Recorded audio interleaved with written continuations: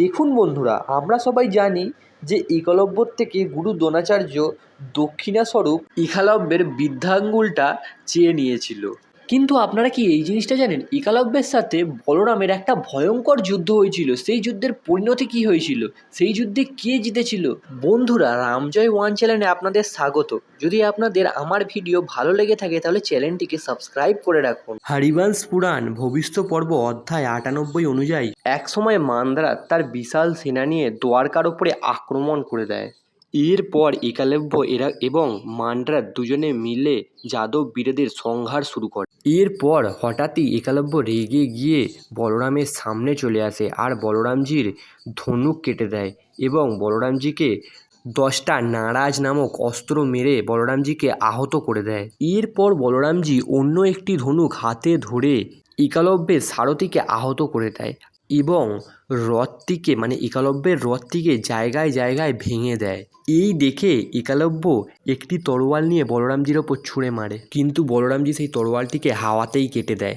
এরপরে একলব্য আরও একটি তরোয়াল নিয়ে বলরামজির বক্ষের ওপর বুকের ওপর প্রহার করে, কিন্তু বলরামজি সেই তরোয়ালটিকেও কেটে দেয়। এরপর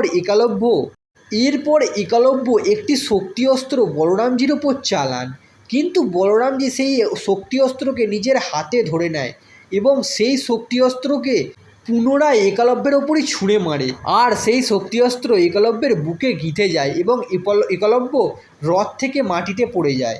এরপর অন্যদিকে কৃষ্ণের সাথে মন্দ্রাতের যুদ্ধ হচ্ছিল। সেখানে শ্রীকৃষ্ণ মান্দ্রাতকে মেরে ফেলে। এরপর একলব্যের সহস্র সৈনিকরা মিলে বলরামজিকে ঘিরে ধরে এবং বলরামজির ওপর আক্রমণ শুরু করে।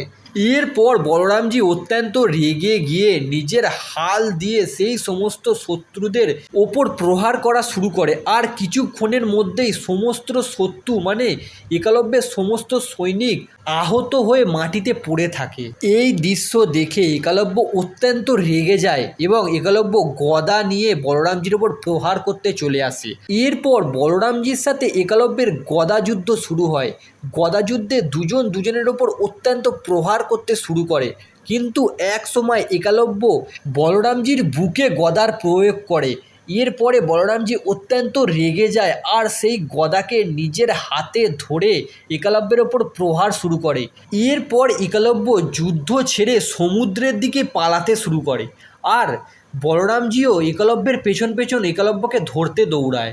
একলব্য যেখানে যেখানে গেছিল বলরামজিও সেখানে সেখানে গেছিল, কিন্তু একলব্য তারপরে সমুদ্রের ভেতর দিয়ে 5 যোজন দূরে গিয়ে একটি দ্বীপে বসবাস শুরু করে বলরামজির ভয়ে।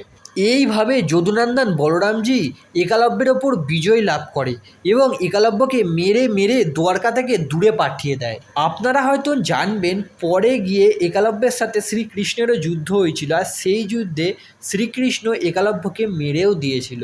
বন্ধুরা, আজকের ভিডিওটা এতটাই। যদি আমার ভিডিওটি ভালো লেগে থাকে তাহলে চ্যানেলটিকে সাবস্ক্রাইব করে দিন, আর ভিডিওটি যদি ভালো হয়ে থাকে তাহলে একটি লাইক করে দিন, তাহলে নতুন ভিডিও করার জন্যে মোটিভেশন আরও বেশি করে পাবো।